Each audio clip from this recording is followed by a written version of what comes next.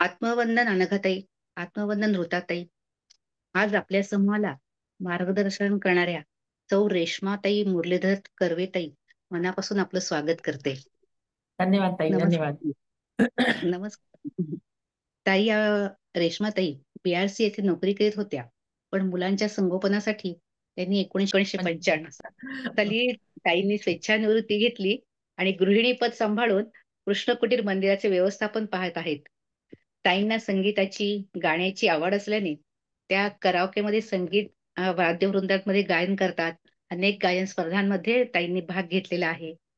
ताईंना अध्यात्माची आवड आहे. विशेषतः विपश्यना, सिद्ध समाधी योग, रेकी, प्राणिक हिलिंगचा त्या आनंद घेत आहेत. त्याचबरोबर कृष्ण मंदिरात सामूहिक गीता वाचन, नामजप, विष्णू सहस्त्रनामही ताई करतात. ताईंना पर्यटनाचाही खूप आनंद आहे, घेतात ताई. ताईंची नर्मदा परिक्रमा झालेली आहे, चारधाम यात्रा झालेली आहे. आणि त्याचबरोबर विशेष म्हणजे ताईंनी टेरेस गार्डन तयार केलेलं आहे. त्याच्यातून त्यांची बागकामाची आवड पण दिसतीये. आणि ताईंच्या घरी गोशाळा आहे. त्या गोमूत्रापासून ताई घरगुती वापरासाठी लिक्विड फिनाईल तयार करतायत. आणि ताई आपल्या या आदिमाया आदिशक्ती ह्या सदरात ताई आपल्या बरोबर संत नीलाताई कर्वे या विषयावर संवाद साधणार आहेत. तर ताईंना मी विनंती करते की ताई आमच्याशी संवाद साधावा आणि आम्हाला अवगत करावं. धन्यवाद माऊली. धन्यवाद. धन्यवाद सुषमाताई, धन्यवाद. आणि ऋताताई, तुम्हालाही धन्यवाद. आज मला बोलायला संधी दिली, खूप खूप आभारी आहे मी तुमची. पहिली तर मी हे म्हणेन की मी एक तुमच्यासारखी सर्वसामान्य गृहिणी आहे. आज पहिल्यांदाच असं काहीतरी बोलतेय, त्यामुळे आणि मला सर्दी खोकला झालाय, थोडा आवाज मध्ये मध्ये खोकला वगैरे येतोय, प्लीज समजून घ्या. तर सगळ्यात आधी तर माझी ओळख तर तुम्ही करूनच दिली आहे. ताई ऐकू येते, आपण सुरुवात करावी. हो हो, ठीक आहे. मी माझी ओळख सांगते की रेश्मा मुरलीधरकर, बाकीचं तुम्ही सगळ्यांनी सांगितलं आहे. तर मी इथून सांगते की मी या घरात आले आणि पुढे मग काय झालं ते. बाकी तर ताईंबद्दल बरीचशी माहिती या सदरामध्ये आधी सांगितली गेली आहे. आणि माझी जाऊ पुष्पांजली कर्वे, ही पण मागच्याच तुमच्या नवरात्राच्या सदरामध्ये या विषयावर बोलली होती. त्यामुळे मी आता माझे अनुभव आणि मला जितकं काही कळलं की आमच्या घरामध्ये आल्यानंतर पुढे काय आहे, तर ते मी तुम्हाला सांगायचा प्रयत्न करते. तर माझं लग्न झालं, मी या घरात आली 12 मे 1989 साली. तर ह्या दिवशी माझं लग्न होणार आहे हे आईंनी आधीच सांगितलेलं होतं. इथे कृष्ण भक्त बाई होत्या, त्यांनी मला ते नंतर दाखवलं की रेश्मा, हे बघ माझ्या डायरीमध्ये लिहिलेलं आहे की मी एकदा मागे कधीतरी इथे आली होती, तेव्हा ताईंनी सांगितलं की 12 मे ला माझ्या घरी सून येणार आहे. म्हणजे नंदा, माझ्या मिस्टरांचं नाव मुरलीधर आहे पण त्यांना इथे नंदा म्हणतात. तर नंदाची बायको इथे येणार आहे, म्हणजे त्याचं लग्न होणार आहे 12 मे 1989 ला. आणि खरोखर त्याच दिवशी मग आमचं लग्न झालं. तर लग्न छान झालं, व्यवस्थित झालं. माझं नाव माहेरचं सुचेता आहे. इथे मला कृष्णाने दिलेलं नाव आहे रेश्मा. ते नाव मला कशासाठी दिलं हे पण ह्याच्यासाठी मला त्यांनी एक पत्र लिहून दिलेलं आहे. तर लग्न झालं आणि दुसऱ्या दिवशी कसं आहे की कृष्णाला आणि ताईंना सगळ्यांनी भेटवस्तू म्हणजे लग्नाचं आहेराचं वगैरे सगळं दिलेलं होतं. ते एक मोठी बॅग अशी साड्यांनी भरलेली होती. तर मी दुसऱ्या दिवशी सकाळी उठून खाली गेले, तर तिथे मला आईनी सांगितलं, रेश्मा, तू आज सर्वांना चहा करशील ना? तर म्हटलं हो, छान चहा करीन सगळ्यांना. सगळी पाहुणे होते घरामध्ये. आणि मला सांगितलं, एका खोलीत म्हणजे एक बेडरूम मध्ये नेलं आणि एक मोठी अशी सुटकेस उघडी करून ठेवलेली होती. खूपशा साड्या होत्या त्याच्यामध्ये. तर त्यांनी मला सांगितलं, रेश्मा, यातली एक साडी तू घे तुझ्यासाठी. कृष्ण म्हणतोय मला तुला वस्त्र द्यायचंय. तर आता मी नवीन नवरी त्या त्या घरामध्ये, तर मी आपली हलकीशी साधीशी सुधीशी साधी साडी काढून घेतली. तर आईने मला विचारलं, रेश्मा, ही तुला साडी आवडली मनापासून? तर मी म्हटलं हो. नाही नाही, तू चांगली साडी घे. मग मी एक चांगली साडी त्यातली घेतली. मग बाहेर आमच्या मंदिरामध्ये म्हणजे आमच्या घरामध्ये हॉलमध्येच कृष्णाची मूर्ती होती. तिथे नेलं, आईनी माझ्या हातावर ते वस्त्र उघडलं आणि असं करून माझ्या अंगावर दिलं, माझ्या हातावर. आणि मला सांगितलं, रेश्मा, हे वस्त्र कपाटात नीट जपून ठेव. जोपर्यंत हे वस्त्र तुझ्या कपाटात आहे तोपर्यंत तुला कपड्यांची कधीही उणीव भासणार नाही. तुझं कपाट साड्यांनी ओतप्रोत भरलेलं राहील. आणि आज मला सांगायला आनंद वाटतो की खरोखर माझे 2-2 वॉर्डरोब मध्ये माझ्या साड्या पुरत नाहीत, इतक्या माझ्याकडे साड्या आहेत. आणि ही सगळी कृष्णाची कृपा. नंतर आम्ही दोघेही बीआरसी मध्ये नोकरी करत होतो त्यावेळेला. तर सकाळी जात होतो, येत होतो. म्हणजे सकाळी आम्ही 7च्या गाडीला मी जायचे आणि संध्याकाळी 8च्या गाडीला यायचे. त्यामुळे काय माहितीये का, की आल्याबरोबर एवढी थकलेली असायची आणि आमच्या घरामध्ये त्यावेळी आई संध्याकाळी सुद्धा भक्त यायचे, त्यांच्याशी बोलायच्या. म्हणजे त्यांच्या तोंडून श्रीकृष्ण बोलत होते. तर हे सगळं कसं होतं, की सकाळी 2 तासाची वेळ होती, संध्याकाळी 2 तासाची वेळ. कारण आई आमच्या नोकरी करत होत्या. ऑर्डनन्स फॅक्टरीच्या शाळेमध्ये आई प्रायमरी टीचर होत्या. आणि त्यांची दुपारची शाळा, म्हणजे इथून त्या 11:30 12:45 दरम्यान जायच्या. समोरच्या रस्त्यावर एक एसटी यायची, त्या एसटीने त्या अंबरनाथपर्यंत जायच्या. आणि संध्याकाळी 6ला शाळा सुटली की साधारण 6:15 ते 6:30च्या आतमध्ये घरी.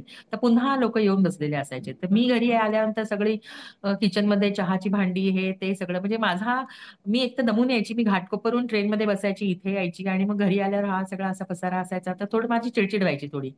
आणि मग मी ते सगळं करत होते, कारण मला माहित होतं की आपल्या घरातलं हे वातावरण आहे वगैरे. आणि त्या सगळ्या ह्याच्यामध्ये कसं आहे, की आता ते आवरायचं. आई म्हणायच्या, चल आपण दोघी चहा पिऊया. आणि मग आम्ही दोघी मिळून चहा प्यायचो.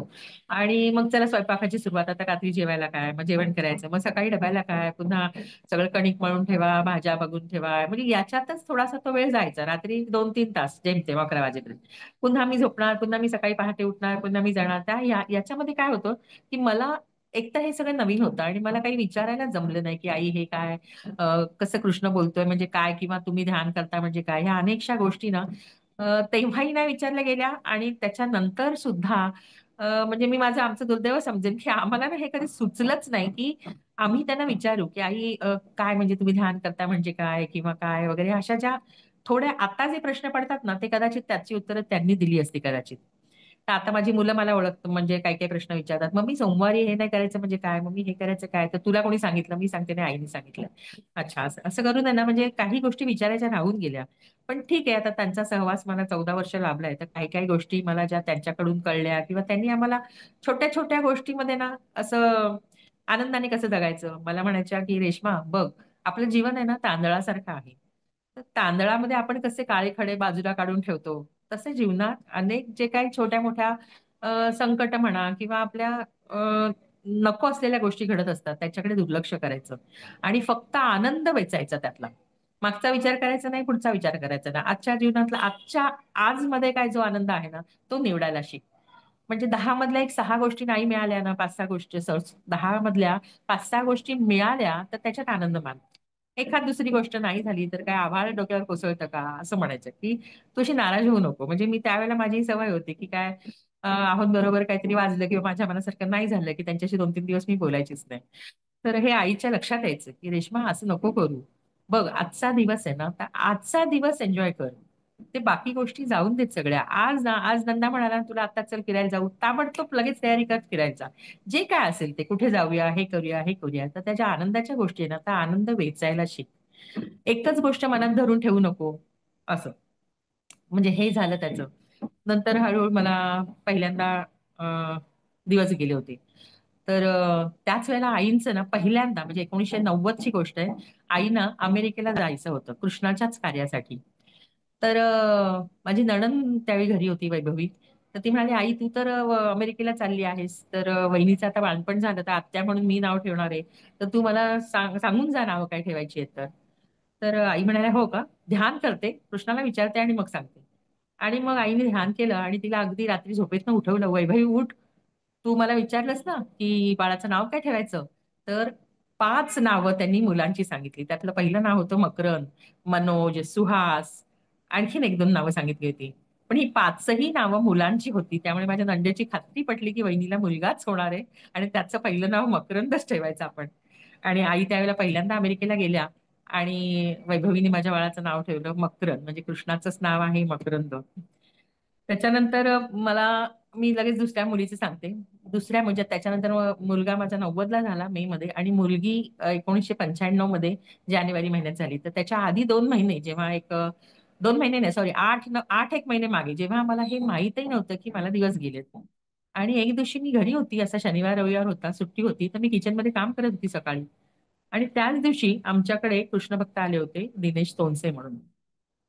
तर त्यांना कृष्णाने एक सेवा दिली होती, की माझा एक संपूर्ण फोटो आणि त्याच्या बाजूला मी जो सांगतो ते संदेश असा लिहिलेला पाहिजे, असा मला फोटो करून आण. तर त्यांनी ते सगळं छापून कमी 1000 प्रती करून आणल्या होत्या. असा एक मोठा फोटो होता. आणि त्याच्या बाजूला संदेश लिहिलेला आहे. तर तो संदेश आणि ते आणि त्यांनी उघडून दाखवलं, ताई हे बघा मी फोटो आणले. तर आई काय म्हणाल्या की एक फोटो मला उघडून दाखव. आणि मग आईनी तो फोटो बघितला आणि असा हातात धरला असा फोटो, हा, आणि असं करून कृष्णाला दाखवला आणि कृष्ण म्हणा, वा छान आहे. कृष्ण म्हणतोय छान आहे. आणि मला एकदम हाक मारली किचन मधून. मग मी आले. आई म्हटलं आई काय? आई म्हणाला, कृष्ण मी तुला विचारते, तुला दिवस गेलेत का?" तर मी म्हटलं, नाही मला काय माहिती नाही." म्हटलं, "तुला नाही माहित ग, पण त्याला माहित आहे ना, तुला दिवस गेलेत आणि तुला मुलगी होणार आणि तिचं नाव प्रेरणा ठेवणार." त्या फोटोचं नाव कृष्णाने प्रेरणा ठेवलं. म्हणजे ही माझी प्रेरणा, म्हणजे ज्याच्यावर कृष्ण आणि त्याच्या बाजूला एक संदेश लिहिलेला आहे, असा मोठा फोटो आमच्या सगळ्या प्रार्थना केंद्रांमध्ये आहे. आणि त्या फोटोचं नाव कृष्णाने प्रेरणा ठेवलं आणि नंतर मला बोलवून हे सांगितलं की तुला मुलगी होणार आहे आणि तुझं नाव सुद्धा तिचं नाव प्रेरणा ठेवायचं. आणि खरोखर आई हॉस्पिटलमध्ये पहिल्या दिवशी बघायला आल्या आणि आईने तिच्या कानात प्रेरणा असं हाक मारली. मग तिचंही बारसं तसंच झालं. कृष्णाने तेही सांगितलं की म्हणजे मुलाचं नाव मकरंद, मुलीचं नाव प्रेरणा. तर ते म्हणजे हे माझ्या जीवनातले नवीन, म्हणजे मी जे बघत आली अरे सगळंच खरं होतंय, कृष्ण सांगतो ते सगळंच खरं होतंय. हळूहळू माझाही असा कृष्णाबद्दलची ओढ आणि माझ्या मनातल्या प्रत्येक गोष्टी असं मला वाटत होतं की देवाला कळतायत, कृष्णाला कळतायत. म्हणजे जेव्हा कधी माझ्या मनाला काहीतरी गोष्टी अशा वाईट वाटायच्या किंवा काही नवऱ्याबरोबर भांडण झाली, तर मी जे मनात म्हणायची ना ते तसं व्हावं, तर ते तसंच होत होतं. तर मला वाटायचं माझ्या मनातलं कोणीतरी ऐकतंय आणि ते खरोखर कृष्ण ऐकत होता. म्हणजे एकदा काय झालं की मी सकाळी ऑफिसला चालले होते आणि कृष्णाच्या अंगावर असं वस्त्र टाकलं होतं, कोणीतरी भक्तांनी ते आणलं होतं. मी आईला फक्त म्हटलं, आई मी निघाले ऑफिसला.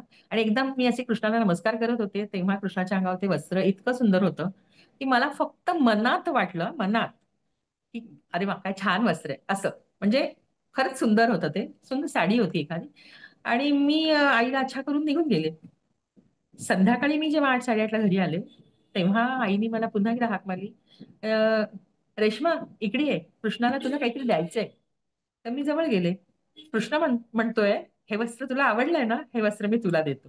म्हणजे मी इतकी अशी आनंदाने मला की अरे मी ते फक्त माझ्या मनाला वाटलं. अगदी मी ते तोंडावर आणलं पण नाही की मला हे वस्त्र, आईलाही नाही बोलले. फक्त माझ्या मनाला वाटलं की अरे ते खरंच ते वस्त्र किती सुंदर आहे. आणि संध्याकाळी कृष्णाने मला ते वस्त्र देव केलं. म्हणजे हे ना म्हणजे हळूहळू माझी मनोमन इतकी अशी पक्की खात्री व्हायला लागली ना की माझ्या मनात जे काय येतंय ना ते कृष्ण ओळखतोय. म्हणजे जे मला वाटतंय ना त्या गोष्टी होत होत्या. खरं म्हणजे मला खूप आनंद होत होता की अरे ह्या घरामध्ये ना म्हणजे कसं खरंच कोणी एक दैवी शक्ती आपलं ऐकते, आपल्या मनातलं, माझ्या मनात काय चाललंय, आणि ते तसंच मला प्रत्ययास येत होतं. त्यामुळे ते मला खूप छान वाटलं. हळूहळू माझी कृष्णावरची श्रद्धा इतकी नितांत वाढायला लागली की काहीही माझ्या मनातलं सगळं मी त्याच्याशीच बोलायला लागले, घरच्यांशी बोलण्याच्या आधी. आणि त्या गोष्टी होतात, हा अजूनही मला अनुभव येतोय. तर हळूहळू करून हे असं म्हणजे मी हळूहळू सगळं ओळखायला लागले, सगळं झालं. मग 2 मुलं झाली आणि मग मी नोकरी सोडली, कारण 2 मुलांची फार आबाळ होत होती. कारण मी सकाळी जाणार, संध्याकाळी येणार. त्या आईनी मला सांगितलं की तू माझ्यावर काही अवलंबून ठेवू नकोस. कारण कसं आईचं एक क्षेत्र वेगळं होतं आणि त्याही नोकरी करत होत्या. त्यामुळे कसं लहान मुलांचं म्हणजे संगोपन नीट झालं पाहिजे. तर तू विचार कर काय ते.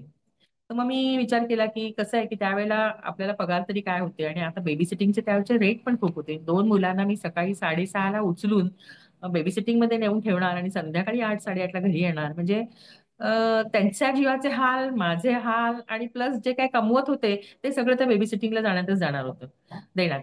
त्यामुळे मग मी नोकरी सोडणं जास्ती सोयीस्कर समजलं. म्हणजे माझ्याही जीवाला थोडा आराम, मुलांचंही नीट संगोपन होईल या दृष्टीने मी 1995ला नोकरी सोडली. आणि मग काय मी घरातच असायची आईंबरोबर. म्हणजे दिवसभर मुलांचं सगळं, भक्त येत जात होते, भक्तांचे अनुभव मी ऐकत होते.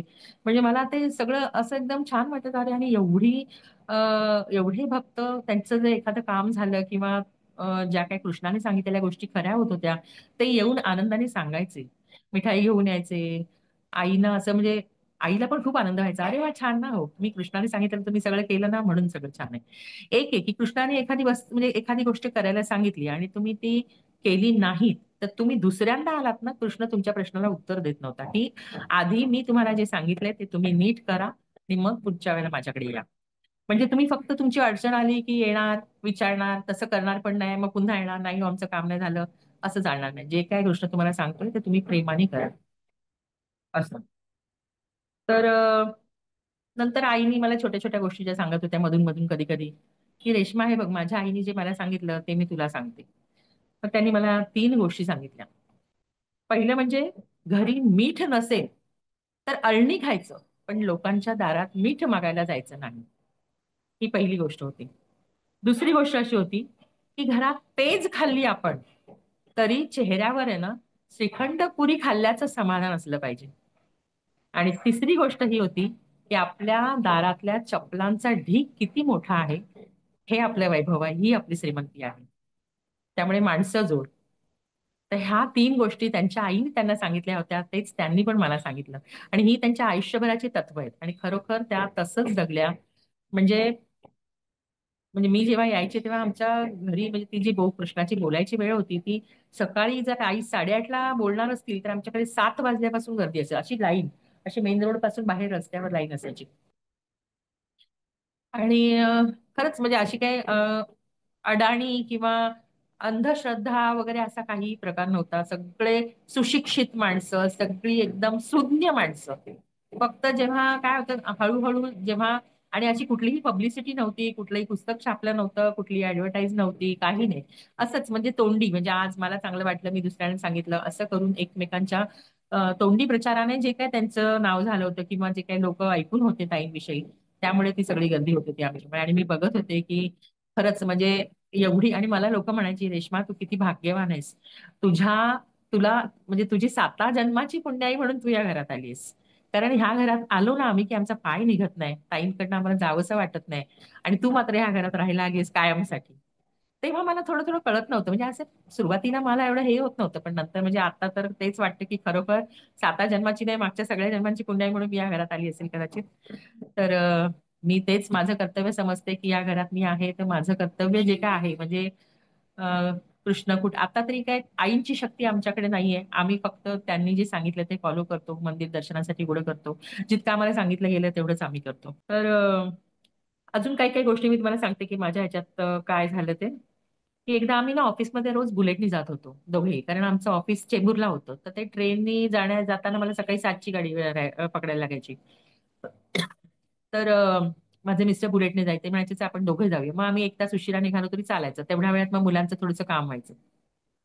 एकदा आम्ही असे वाशीपर्यंत गेलो आणि एक माणूस असा सायकलवाला पटकन आमच्या गाडीसमोर आला आणि असा ब्रेक लावता लावता आमची गाडी आडवी झाली आणि आम्ही दोघेही पडलो. म्हणजे असे पडलो की आम्हाला बरंच थोडंसं खरचटलं पायाला वगैरे, पण कृष्णाची कृपा होती म्हणून जास्ती काही झालं नाही. आणि आम्ही काय ठरवलं की संध्याकाळी आईला काहीही सांगायचं नाही यातलं, कारण त्या उगीच मग टेन्शन घेतील. आम्ही घरी आलो. घरी आल्या आल्या पहिला प्रश्न, की "नंदा, तू जी मला सोन्याची चेन घातली होतीस ना, ती कृष्णाने बाबा आज कोणाला तरी दिली. तुझ्यावरचं मोठं संकट टळलं." आम्ही दोघे एकमेकांकडे बघायला लागलो, की बापरे! आम्ही अजून एक शब्द पण नाही बोललो, की आमच्या बरोबर काय झालं किंवा आम्ही पडलो किंवा काय. आणि खरोखर आम्ही थोडे वाईटच अवस्थेत पडलो. म्हणजे लोकांनी आम्हाला उचललं वगैरे, म्हणजे कदाचित मेंदूला मार लागू शकत होता. असंही होऊ शकतं. पण तसं काहीही झालं नाही. पण घरी आल्याबरोबर आईंचा पहिला प्रश्न हा होता, की तुमच्यावरचं काहीतरी संकट टळलं. म्हणजे आईंचा बर्थडे झालेला, तेव्हा आम्ही आईला एक सोन्याची चेन गळ्यात घातली होती. ती चेन कुठल्यातरी भक्ताला दिली होती कृष्णाने त्या दिवशी. तर म्हणजे हे ह्या गोष्टीवरून हे लक्षात येतं, की कृष्णाचं आमच्याकडे किती लक्ष आहे. आम्ही जिथे जातो, जे असतो, जे करतो, त्या प्रत्येक गोष्टीकडे कृष्णाचं लक्ष आहे. त्यामुळे ना असं वाटतं ना काही, की नाही, आम्ही बिनधास्त आहोत आता. म्हणजे आता काय माहितीये का, चांगल्या गोष्टी घडल्या तर ती कृष्णाची कृपाच आहे आमच्यावर, आणि काही अशा वाईट गोष्टी किंवा मनाविरुद्धच्या गोष्टी घडल्या तर ती कृष्णाची इच्छा म्हणून होत असते. त्यामुळे आम्ही आता कुठल्याही गोष्टीचं टेन्शन घेत नाही. सगळं त्याच्या, कृष्ण म्हणतो माझ्यावर सगळा भार वाहा आणि तुम्ही शांत राहा. फक्त नामस्मरण करा. ते पण त्यांनी जे 2च मंत्र आम्हाला सांगितलेत तेवढेच करा, आणि बाकी काही करायची गरज नाही. आणि कर्तव्य प्रेमाने करा. प्रत्येकाने आपलं कर्तव्य, म्हणजे जन्माने, म्हणजे बाय डिफॉल्ट आपण ज्या घरी जन्म घेऊ, आपल्याला काही चॉईस नाही. आपले आई कोण, आपले बाबा कोण, भाऊ बहीण, ह्या सर्वांचा चॉईस नाही आपल्याला. आपण ज्या घरी जन्माला जातो, तर त्या जन्मामुळेच आपण अनेक लोकांशी जोडले जातो. त्यामुळे जर घरातली जी इनमिन पहिला आपल्या फर्स्ट जे पहिलंच नातं आहे आई वडिलांशी किंवा भावा बहिणींची, ही जर 4 माणसं आपल्याला नीट प्रेमाने सांभाळता नाही आली ना, तर तुम्ही जगामध्ये कुठेही यशस्वी होऊ शकत नाही. हे आईने मला सांगितलेलं, की रेश्मा बघ, घरातली 4 माणसं जर आपण सांभाळू नाही शकलो ना प्रेमाने, तर जगामध्ये तुम्ही कुठेही जा, तुम्ही कुठेही काही करू शकत नाही. त्यामुळे ही एक चांगली शिकवण, की घरामध्ये सगळ्यांशी नीट राहा, आनंदाने राहा, घरची 4 माणसं जोडून राहा, असं. नंतर काही दिवसांनी मग मला असं वाटायला लागलं की म्हणजे मुलगी झाली 95ला आणि मी नोकरी सोडायची वेळ आली. तर नोकरी सोडताना मला कृष्णाने सांगितलं, मी विचारलं कृष्णाला की कृष्णा मी नोकरी सोडू का, कारण माझी सेंट्रल गव्हर्नमेंटची नोकरी होती. तर आईनी मला सांगितलं एकतर की जसे लोक उभे आहेत ना तसे लाईन मध्ये उभी राहा, म्हणजे तू अशी घरची म्हणून त्या ताई तसं कृष्णाला आवडत नव्हतं, म्हणजे कुठलंच की घरची माणसं मध्ये मधून घुसली काही असं नाही. जितके लोक उभे आहेत ना त्यांच्या मागे जाऊन उभे राहायचे लाईन मध्ये आणि मग तुमचं काय ते विचारायचं. तर तशी मी पण उभी राहिली. मला कृष्णाने विचारलं, हा काय बोल आता. मी सांगितलं कृष्णा मी नोकरी सोडू का. नोकरी सोडते तू, 100 वेळा विचार कर. तर मी म्हटलं नाही कृष्णा मी केलाय विचार थोडा, कारण मुलांचे हाल होतात आणि ठीक आहे आता मुलांची गरज म्हणून नोकरी सोड, पण जेव्हा मुलं मोठी होतील तेव्हा मात्र नक्की काहीतरी कर, नुसती बसून राहू नकोस. आणि मग कृष्णाने मला, आणि जे तुझा नवरा कमवतोय त्याच्यामध्ये चटणी भाकरी खाऊन आनंदी राहण्याची जर तुझी तयारी असेल तरच नोकरी सोड. म्हणजे तू नोकरी सोडशील आणि नंतर नवऱ्याच्या मागे किटकिट करत राहशील तर ते कृष्णाला आवडणार नव्हतं. त्यामुळे आधी सगळ्या गोष्टींची कल्पना देऊन मला नोकरी सोडायला त्यांनी हो सांगितलं. आणि आता मी तोच प्रयत्न करत असते, म्हणजे असं काही फार काही कमवते अशातला भाग नाहीये, पण मी काहीतरी उद्योग करत राहते, कुठेतरी स्वतःला बिझी ठेवते असं. नंतर कृष्णाच्या मूर्तीबद्दल सांगते मी. ही कृष्णाची मूर्ती आहे ना 6 जून 1979ला आमच्याकडे आली. तर ही अशी मूर्ती ना आमच्या घरातली एकमेव मूर्ती आहे. अशी मूर्ती तुम्हाला दुसरीकडे कुठेही बघायला मिळणार नाही. त्याचा किस्सा असा आहे की कृष्णाने सांगितलं, आधी आमच्याकडे फोटो होता कृष्णाचा. कृष्णाने आईला सांगितलं की मूर्ती बनवायची आता. तर आईने सांगितली बरं कुठे बनवायची आहे. मी सांगतो ना, मी सांगतो त्या भक्ताच्या घरी जायचं, म्हणजे त्या कारागिराच्या घरी. आणि आई एकट्याच कुठेतरी आईला जिथे जायला सांगितलं तिथे तिथे आई गेल्या. त्या भक्ताच्या घरी जाऊन आई त्याला सांगायला लागल्या की कशी मूर्ती म्हणजे पडवायची. कृष्ण म्हणाला तू काही बोलू नकोस. त्याला मी सांगतो की मी कसा सुंदर आहे तशीच माझी मूर्ती पण छान करायची आहे म्हणून, तू काय बोलू नकोस.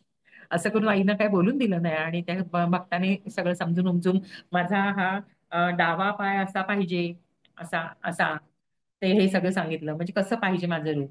आणि तसं त्या कारागिराने सगळं लक्षात घेतलं आणि ती मूर्ती त्यांनी साच्यात टाकली. आणि ती मूर्ती साच्यात टाकल्यावर तो माणूस आजारी पडला. तर 21 दिवस तो त्या केडीएम नाही कुठलं ना, मला आता हॉस्पिटलचं नाव नाही आठवत, तिथे ऍडमिट होता. तर 21 दिवसानंतर त्याला वाटलं की आता आपली सगळी मेहनत फुकट गेली आहे, कारण हा साच्यातला आता काही हे सगळं मटेरियल सुकलेलं असणार, आता काही होणार नाही, दुसरी मूर्ती बनवायला लागेल.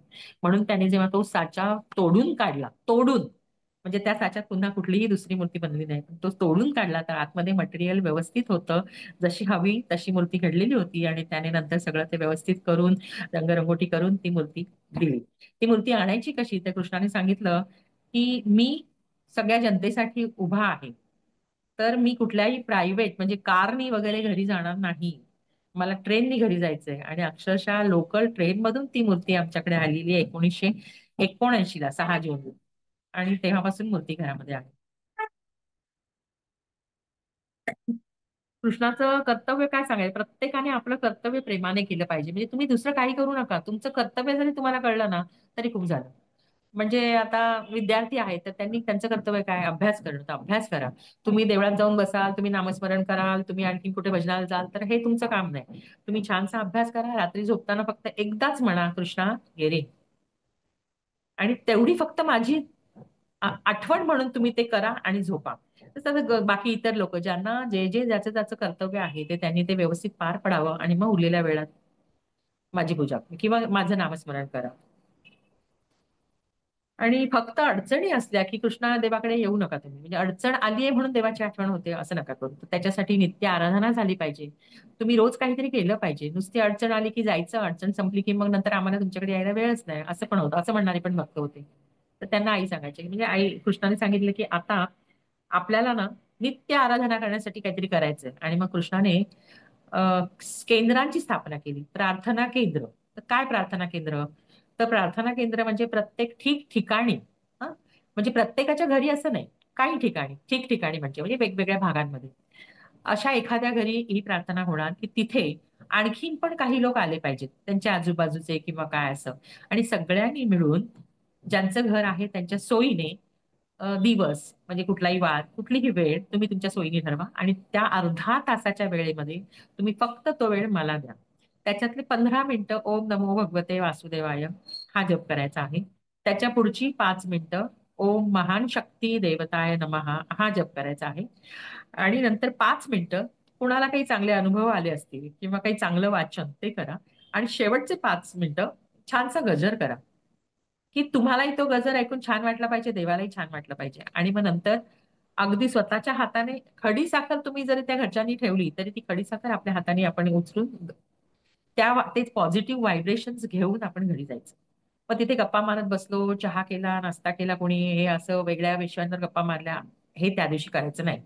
प्रार्थनेचे जे काही पॉझिटिव्ह वाईब्स आहेत ते घेऊन तुम्ही तुमच्या घरी जा. हे म्हणजे केंद्र. अर्ध्या तासाची ही जी प्रार्थना आहे, हे म्हणजे कृष्ण केंद्र आहेत. आणि आता सध्याच्या आतापर्यंत साधारण 450 केंद्रांपेक्षा अधिक केंद्र झालेली आहेत. म्हणजे देशात आणि विदेशात सुद्धा, म्हणजे अमेरिका, जपान आहे, ऑस्ट्रेलिया आहे, आणखीन अशा बऱ्याच ठिकाणी आईने जाऊन केंद्र स्थापन केलेली आहेत. आणि त्या 450 केंद्रांमध्ये आपली ही प्रार्थना चालते आता. म्हणजे प्रत्येक आठवड्यात एक दिवस कुठलाही, आणि त्या अर्ध्या तासाची ती प्रार्थना. कृष्णाने सांगितलंय, जो जो माझ्या ह्या केंद्रांमध्ये जाऊन प्रार्थना करेल त्यांची सगळी जबाबदारी माझी. हे वचन दिलंय कृष्णाने, की जो कोणी केंद्रात येईल आणि माझी नित्य आराधना करेल त्यांच्या मी पाठीशी उभा आहे आणि त्यांची सगळी जबाबदारी माझ्यावर आहे.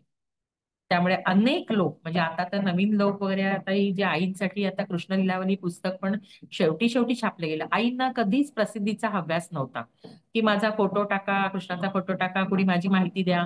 लोक विचारत होते काही भक्त, की ताई आम्ही तुमच्याबद्दल काही छापू का कृष्णाबद्दल, पण ते कधीच आईने ते करू दिलं नाही, की नाही नाही, ज्यांचा योग आहे ना ते येऊन इथे बरोबर भेटणार. काही सांगायची गरज नाही. ज्यांचे योगायोगाने ह्या गोष्टी होणार आहेत, ज्यांच्या नशिबात भेटायचं ते येऊन भेटणार इथे.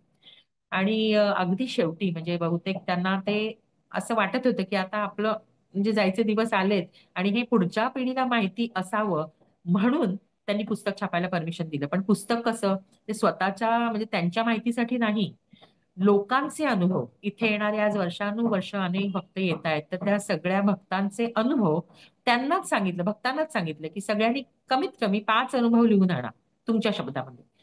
आणि अक्षरशः आमच्याकडे असा ते पेपर्सचा ढीग लागला. आणि त्याच्यामधून असे जे काही जितके जास्तीत जास्त करता आले तेवढे आम्ही त्या श्रीकृष्ण लीलावली असं नावाचं पुस्तक छापलं. आणि त्याच्यामध्ये फक्त आईची एक थोडी जुजवी माहिती दिली आहे, की ताई कोण, ताई कडवे काय आहेत, कृष्ण बोलतो म्हणजे काय, कृष्णाने दिलेले संदेश, हे सगळं त्या पुस्तकामध्ये छापलेलं आहे.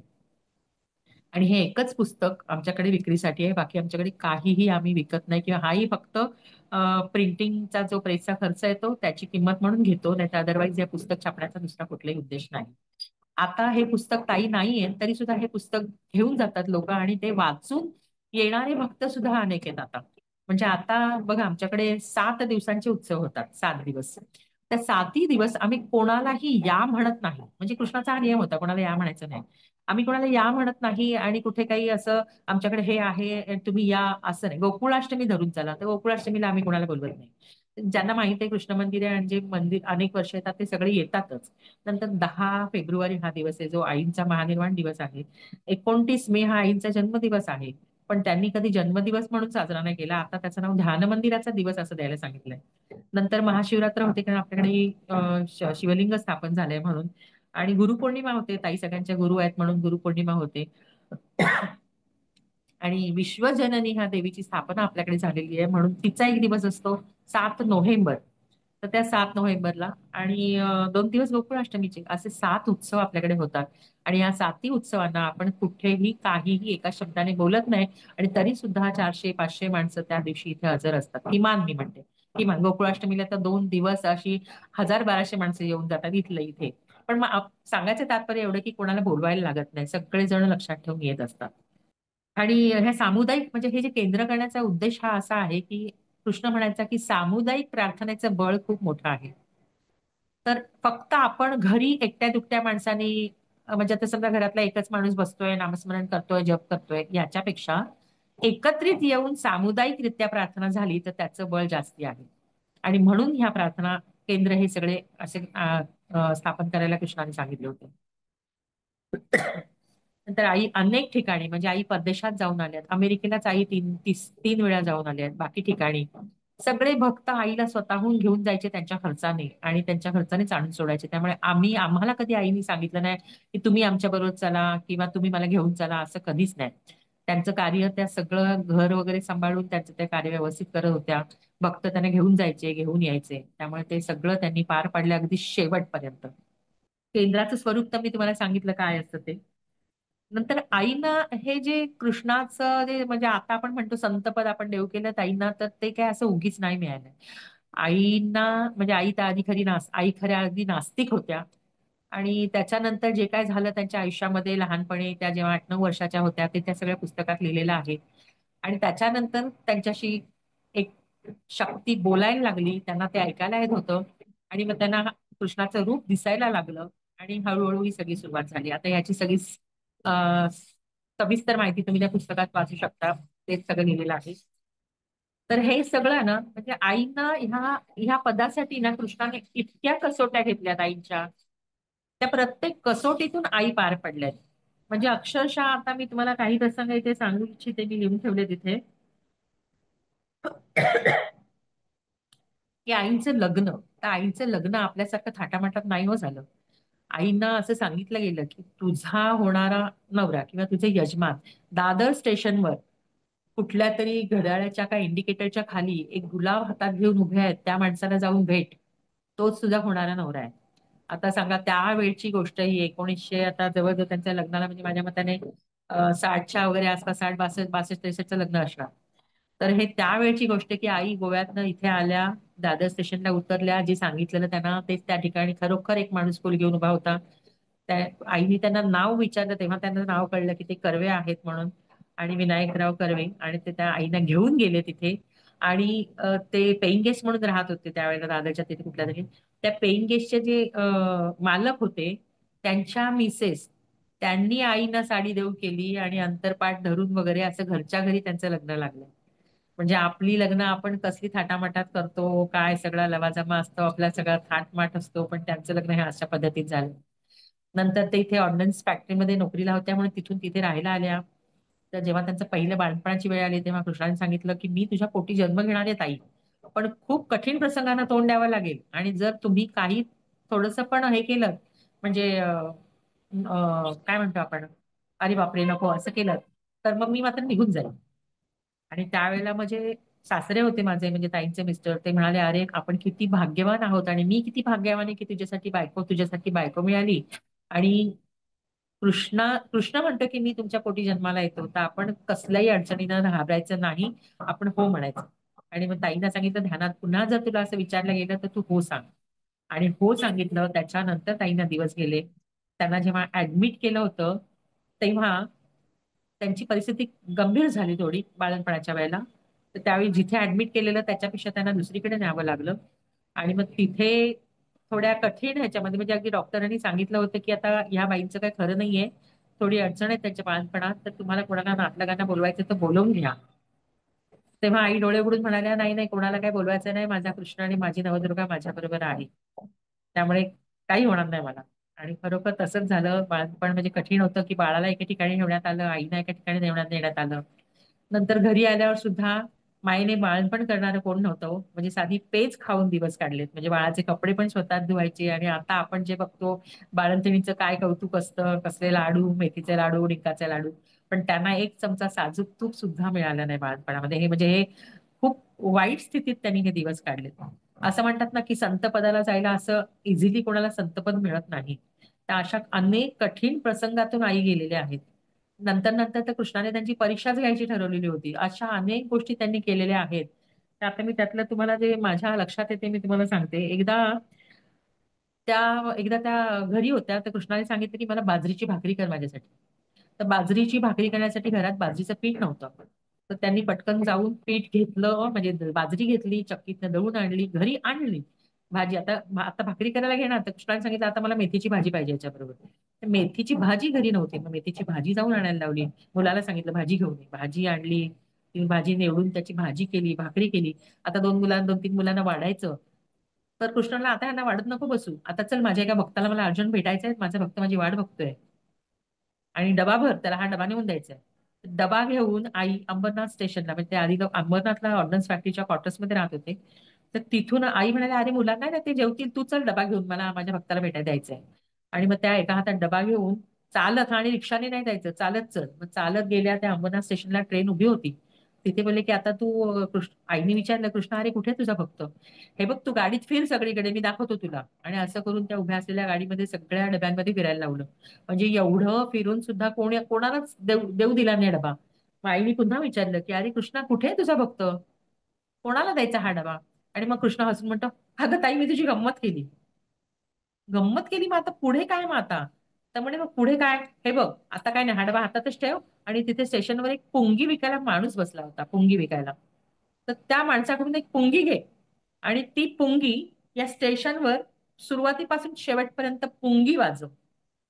बघा आता ऑर्डिनन्स फॅक्टरीच्या शिक्षिका आहेत आणि ते पुंगी वाजायला असं जर स्टेशनवर सांगितलं तर म्हणजे खरोखर किती त्यांच्यासाठी ते एकदम हे होतं, म्हणजे एम्बॅरेसिंग होतं की बाबा हे असं कसं मी करू, मी शिक्षिका आहे, मी लोक मला इथे ओळखतात काय, की मग काय कसं वाटेल. पण कृष्णाने सांगितलं ना, मग ते करायचं. त्याच्यासाठी मला कोण काय बोलतील, मी कसं करू हा विचार नाही. त्यांनी एका हातात डब्याची पिशवी धरली, एका हातात ती पुंगी घेतली आणि ती पुंगी वाजवत त्या सबंध स्टेशनवर फिरल्या. आणि मग कृष्णाने सांगितलं आता झालंय ना स्टेशन फिरून, आता चल घरी जाऊया पण चालत. आणि मग पुन्हा चालत घरी गेल्या. आणि तिथे घरी गेल्यावर कृष्णाने सांगितलं मी तुझी परीक्षा घेतली आणि आजच्या माझ्या परीक्षेमध्ये तू त्या कसोटीमध्ये पास झालीस. आता तू माझी, म्हणजे मी तुला कार्य करायला सांगू शकतो, आता तू माझं सगळं ऐकतेस आता. त्या अशा विचित्र गोष्टींमधून त्याची परीक्षा झाली. म्हणजे आम्हाला ते हे वाचल्यावर म्हणजे असं वाटतं अरे बापरे, म्हणजे किती कठीण आहे हो, की असं एखादी पुंगी वाजून स्टेशनवर फिरायचं. म्हणजे आपण नाही नाही नाही बाबा मी नाही फिरणार, कसं वाटतं ते. पण त्यांनी ते काही विचार न करता ते केलंय. अडचणीत माझे भक्त आहेत तर माझ्या सगळ्या भक्तां, अनेक अडचणीत असलेल्या भक्तांसाठी ध्यान करायचं. म्हणजे ध्यान कसं, कधी तू न खाता पिताच ध्यान कर.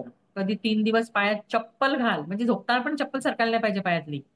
पण ते चप्पल घालून म्हणजे न खाता पिता ध्यान कर. तू आज बसूनच ध्यान कर इथे खुर्चीवर. म्हणजे अशा ना, अशा गोष्टी की आपण नॉर्मली करायला थोडंसं हे करू की अरे बाबा हे काय आहे, बसून काय राहायचं, नुसतंच काय झोपून राहायचं, पायात चप्पल घालून कोण झोपतं का? अशा गोष्टी आपण म्हणू शकतो, पण त्यांनी ते कधीच नाही केलं. कृष्णाने सांगितलंय म्हणजे सांगितलंय, की मग ते तसं म्हणजे तसंच करायचं. त्यामुळे त्यांनी एक दिवशी 3 दिवस चप्पल घालून ध्यान करत होत्या. आणि त्या तशाच बाहेर 3-4 बायका आल्या होत्या दुपारच्या वेळेला. आणि त्या बसल्या होत्या, तर आई अशा चप्पल घालून बाहेर आल्या मंदिरामध्ये. तर बायकांना वाटलं अरे काय या बाई आहे, चप्पल घालून मंदिरात फिरतायत आणि काय हे. तेवढ्यात त्या म्हणजे आपापसात बोलत होत्या, पण आईने त्यांच्या प्रश्नाचं उत्तर दिलं, अहो मी आलेच, थांबा, कृष्णाने मला चप्पल घालून 3 दिवस ध्यान करायला सांगितलंय, म्हणून मला चप्पल काढता येत नाही, पण मी येते. त्या बायका अशा ऐकून थक्क झाल्या की अरे आपण विचारणार होतो, पण म्हणजे मनात आली ही गोष्ट आणि ताईने त्याचं उत्तर दिलं. पण नंतर ते त्यांना कळलं की कृष्ण जे त्यांना सांगतोय ते त्यांना करायला लागतंय. नंतर भक्तांच्या बाबतीत सुद्धा ना, आता काही भक्त म्हणजे काही आपलं काम झालं, छान झालं, कृष्णाला आम्हाला काहीतरी व्हायचंय, काही फुलं व्हायची आहे किंवा काही व्हायचंय.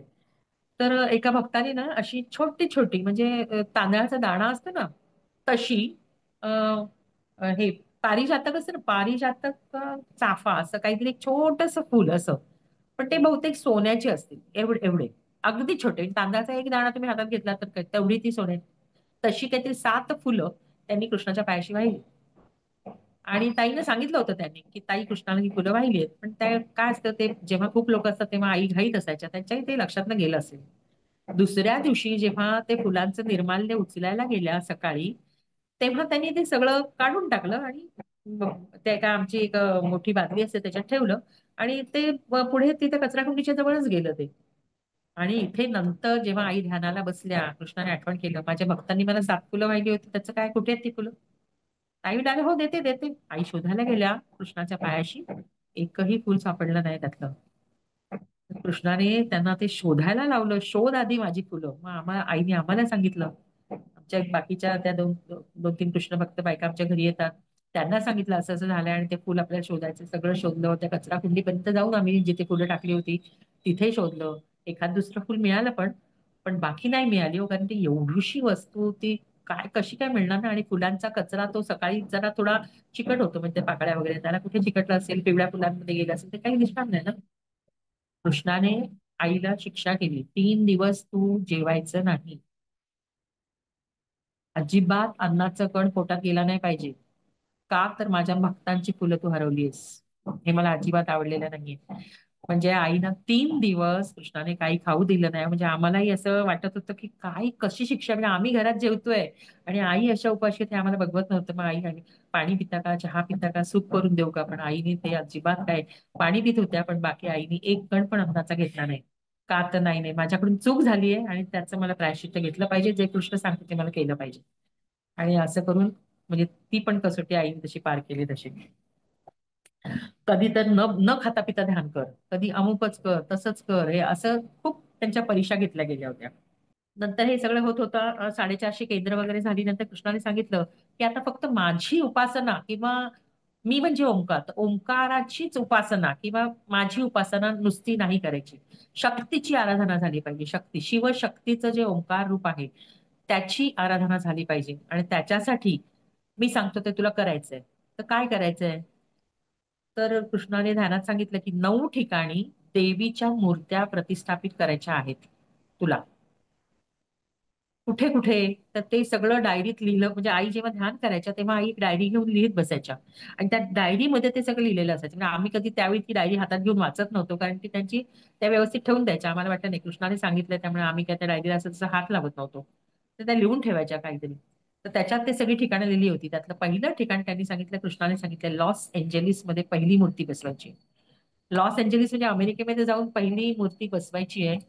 तर ती कुठे काय हे सगळं नंतर, पण आधी कुठली मूर्ती बसवायची त्याच्यासाठी पण आईंनी खूप ध्यान केलं. कृष्णाला विचारलं बाबा कुठली मूर्ती बसवायची. तर निवड झाली गोव्यातली जी मडकई आहे, मडकईची जी देवी आहे नवदुर्गा, तर तिचं रूप ते आपल्याला विश्वजननी किंवा शक्ती देवता म्हणून घ्यायचं आहे असं कृष्णाने सांगितलं. आणि मग गोव्यात मध्ये जे मडकईला जे ठिकाण आहे जिथे जे कारागीर आहेत त्यांना सांगितलं गेलं, म्हणजे आपले गोव्यात पण भक्त आहेत त्यांच्याकडून हे सगळं काम झालं की जिथे मडकईला जी देवीचं रूप ज्यांनी बनवलं होतं देवीची मूर्ती, त्याच कारागिरांनी आपल्याला पण 4.5 फुटाची काळी पाषाणी मूर्ती बनवून दिली अमेरिकेसाठी. आणि ती मूर्ती इथून अमेरिकेला गेली आणि तिथे जाऊन आईंच्या हातून त्याची स्थापना झाली. अनेक कृष्ण भक्त तिथे आले होते. सगळ्यांनी आपापल्या परीने खूप मदत केली, खूप सहकार्य केलं. सगळ्यांच्या सहकार्याने ती मूर्ती तिथे बसली आहे.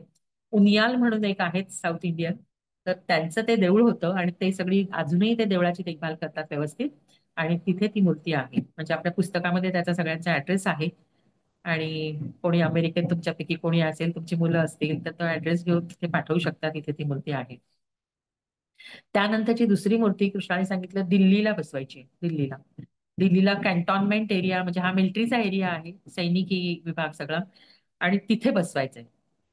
पण कृष्णाची दुसरी अट ही पण होती की नुसत्या मूर्तीसाठी देऊळ बांधायचं नाही, आधीच तिथे मंदिर असतं आणि त्या मंदिरामध्ये आपल्याला मूर्त्या बसवायच्या आहेत.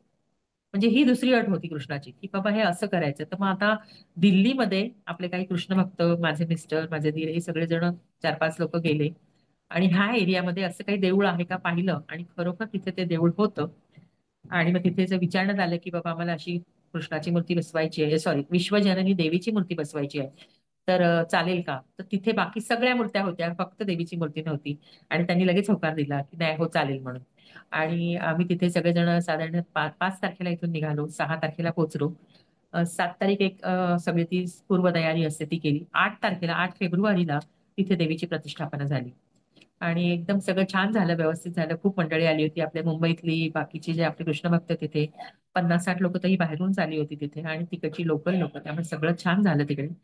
आणि दुर्दैवाने म्हणजे त्याच मूर्तीच्या प्रतिष्ठापनेनंतर 10 तारखेला ताईंचं तिथेच निर्वाण झालं. ते मी नंतर सांगते तुम्हाला. ही दुसरी मूर्ती झाली. तिसरी मूर्ती मुंबईला झाली. मुंबईला जे योगे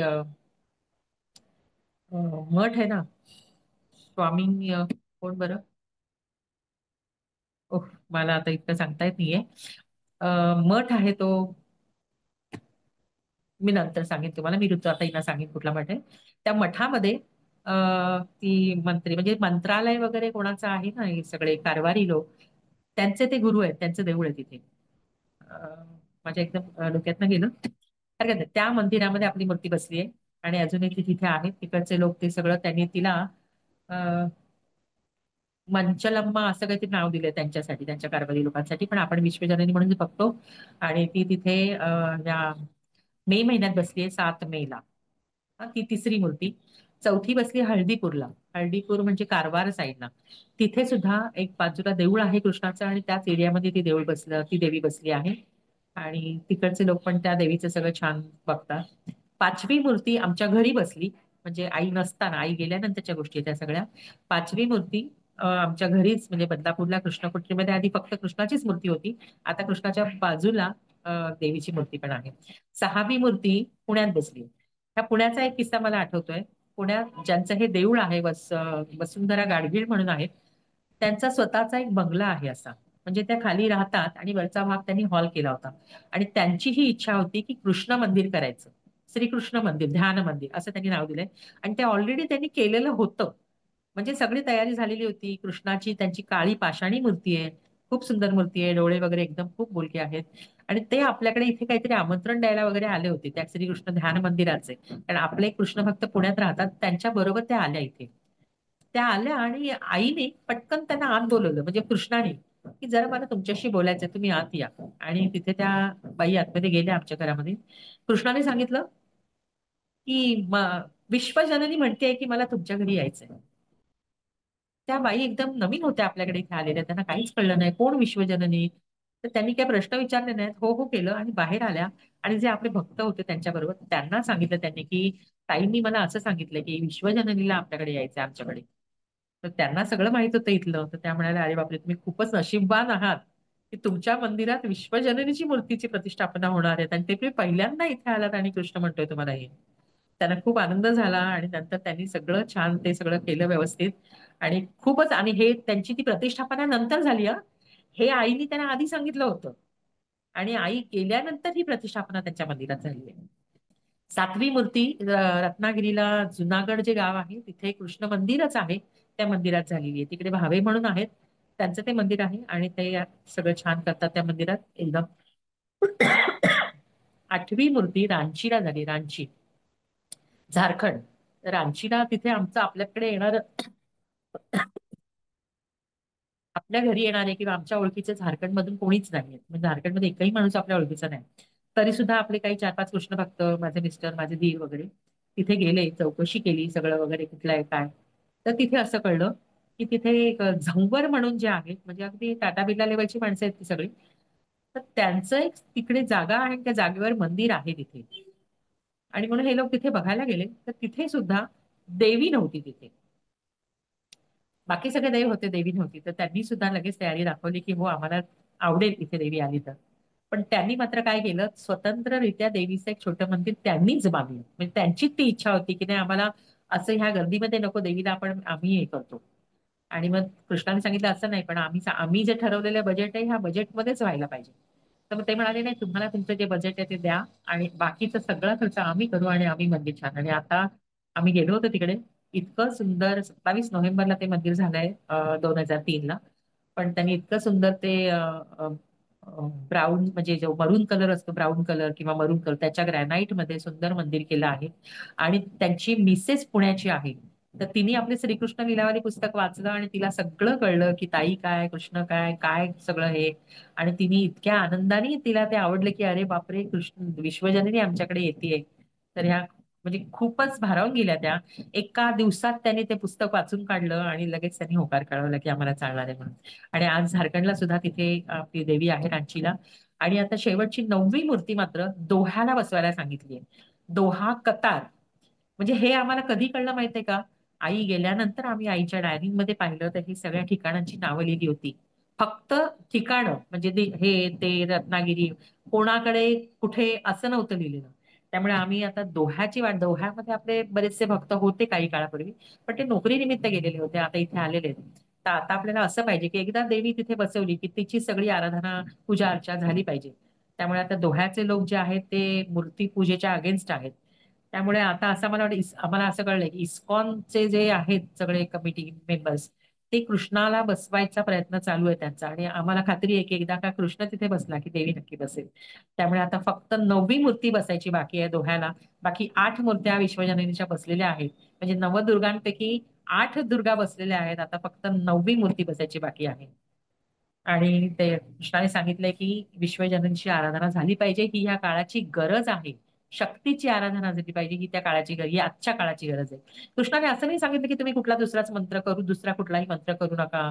हे तुम्हाला जे करायचं ते तुम्ही करा, पण हे जे आहे की शक्तीची आराधना ही झाली पाहिजे सगळ्यांकडनं, कारण ही ह्या काळाची गरज आहे.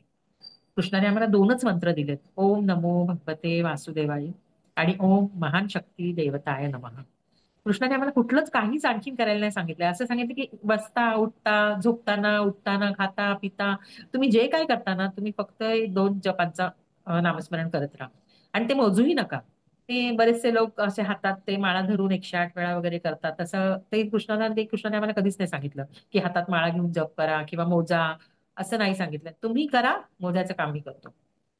तुम्ही म्हणजे काम करताना, खाताना, पिताना, तुमचं जे काय रुटीन आहे रोजचं ते सगळं करताना, रात्री झोपताना पण माझी आठवण करा, कृष्णा ये रे, ओम नमो भगवते वासुदेवाय. तर हेच फक्त 2च मंत्र आम्हाला करायला सांगितलेत. नंतर आई एवढं देवाचं म्हणजे असं ना, त्यांना हे बाकीच्या गोष्टी कधी पटल्या नाहीत, की सोवळं ओवळं किंवा हे आता आता या बाकीच्या देवळांमध्ये हात लावू देत नाही, हे करू देत नाही, पण आमच्या घरी असं नाहीये. आमच्याकडे कसं आहे की आईनी म्हणजे जेव्हा मी या घरात आली ना, तेव्हा मला असं होतं की माझी अडचण आली महिन्याची, की मला ते मंदिरातनं बाहेर जायला एकदम ऑकवर्ड वाटायचं. कारण मी ज्या घरातनं आली आम्हाला असं शिकवलंय ना, की बाबा अडचण असं देवाकडे जायचं नाही, हे हात नाही लावायचा. म्हणून मला एकदम प्रश्न पडला की मी अशी जाऊ. मी आईला विचारलं, आई मी काय करू आता? हॉलमधूनच आमचा बाहेर जायचा रस्ता होता. आई म्हणाला, हे बघ, तुझ्यावर हे संस्कार आहेत म्हणून ठीक आहे, तू थोडं बहुत पाळ, तुझ्या मनाला पाळत नाही म्हणून, तुझ्या मनाला पटत नाही म्हणून. पण मी सांगेन की इतर जशा शरीराच्या अनेक क्रिया होत असतात तशी ही एक क्रिया आहे. त्यामुळे अगदीच ते असं हे ते म्हणजे शिवू नको असं काय कर मी तुला सांगणार नाही. तू इथून आराम बाजूने जाऊ शकते, असं म्हणजे त्यांनी त्या गोष्टीचं कधी असं हे नाही केलं. म्हणजे अं, मला असं सांगितलं नाही की असं कर, असं करू नको, तसं करू नको. हा, मात्र देवीच्या वेळेला अमेरिकेत जेव्हा आई देवीच्या प्रतिष्ठापनेला गेल्या होत्या, तेव्हा मात्र देवी त्यांच्या तोंडून अशी बोलली की सगळ्या भक्त बसलेले नाही, आई कृष्ण बोलत होते, म्हणजे आई इथे उभ्या होत्या. तोच फोटो आमच्या घरामध्ये आहे इथे कोपऱ्यामध्ये, की आई तिथे उभ्या आहेत असा, आणि एक हातातलं फूल त्यांच्या हातात आहे, ते देवीच्या डोक्यावरनं खाली पडलं होतं. ते फूल त्यांनी उचललं आणि त्या बोलतायत, आणि देवी त्यांच्या तोंडाने त्यावेळेस त्या तोंडातून बोलली आहे की मी योगेश्वरासारखी म्हणजे कृष्णासारखी दयाळू नाही. जो ज्या हाताने जे करेल त्याच त्याच्या दुसऱ्या हातात त्याला तेच मिळणार आहे. जो जसं करेल तसं भरेल. मी तशी दयाळू नाही कृष्णासारखी. हे तिथे ठासून सांगितलं गेलं आहे. त्यामुळे मग घरी आहे म्हणजे जेव्हा आई मला म्हणाल्या की हे बघ देवीने असं सांगितलंय, त्यामुळे आता आम्ही ते जरा जास्ती पाळतो जेव्हापासून आमच्याकडे देवी बसलेली आहे. कारण इतके दिवस ठीक होते, फक्त कृष्णाची मूर्ती आमच्या घरात होती. आता देवी बसल्यापासून मात्र आम्ही असं कोणालाही म्हणजे अडचण असेल किंवा आता आम्ही सांगतो येऊ नका आमच्याकडे, किंवा आम्ही सुद्धा खाली कधी जात नाही तिकडे, आमची मुलं किंवा काय. त्यामुळे हे आता आम्ही थोडं पाळतो तिथे, कारण देवी बसली आहे म्हणून. नंतर आणि प्रत्येक वेळेला म्हणजे हे देवी विश्वजननीच्या प्रतिष्ठापना करणं प्रत्येक ठिकाणी, ते पण आई गेल्यानंतर म्हणजे आईच्या हातून 2 मूर्त्या बसल्या आणि बाकीच्या मूर्त्या सगळ्या कृष्ण भक्तांच्या सहकार्याने, आशीर्वादाने, आणि हे सगळं टीम वर्क आहे. हे कोणा एकट्या दुकट्याचं काम नाहीये, हे सगळ्यांनी मिळून केलं आहे. त्या सगळ्या कृष्ण भक्तांची पण आम्ही आभारी आहोत की ते आमच्या बरोबर प्रत्येक वेळेला असतात. म्हणजे हे आमची पूर्व जन्माची पुण्याई नक्की आहे की रक्ताचं नातं नसताना सुद्धा हे सगळे कृष्ण भक्त आमच्यासाठी काळ्या रात्रीला उठून धावत येतील. म्हणजे हेच सगळे आमच्यासाठी आहेत. म्हणजे हे कृष्णाने जे आमचं नातं जोडलंय ना, म्हणजे जे कृष्ण भक्तीच्या नात्याने ही सगळी नाती तयार झाली आहेत. तर असं म्हणजे खरंच वाटतं की आम्ही ना त्या बाबतीत खूप श्रीमंत आहोत, की आजही ना आमच्या दारापुढे चपलांचा ढीग असतो, जे आईने सांगितलं की ही श्रीमंती आहे तुमची, आणि खरोखर आम्ही त्या बाबतीत खरंच खूप श्रीमंत आहोत. नंतर जेव्हा कृष्णाकडे काही लोक काही काही घेऊन यायचे वगैरे, किंवा आम्हाला हे द्यायचंय, डोनेशन द्यायचंय किंवा काही, हे त्यावेळेला आई होत्या ना, त्यावेळेला सुरुवातीला कृष्णाने काही घेतलं, म्हणजे घेतलं म्हणजे कशा अर्थी की ठीक आहे, हे तुमची सेवा मी स्वीकारतो, आणि मग ते कुठेतरी दुसरीकडे काहीतरी देऊन टाकायचं. असं करून आईने यांना अगदी जाईपर्यंत त्यांच्या कपाटात एक साडी पण नव्हती. म्हणजे आम्ही जेव्हा दिल्लीला निघालो, जेव्हा त्याचं तिथे म्हणजे निर्वाण झालं, तेव्हा तेव्हा इथून आम्ही घरातनं एकत्रित निघालो. त्यावेळेला अगदी त्यांचं कपाट रिकामं झालं होतं, सगळं सगळं देऊन मोकळं गेलं त्यांनी. तर तोही एक किस्सा मी तुम्हाला नंतर शेवटी सांगेन की नक्की त्यावेळेला काय झालं. पण असं काही ठेवून नाही घेतलं कोणाचं त्यांनी.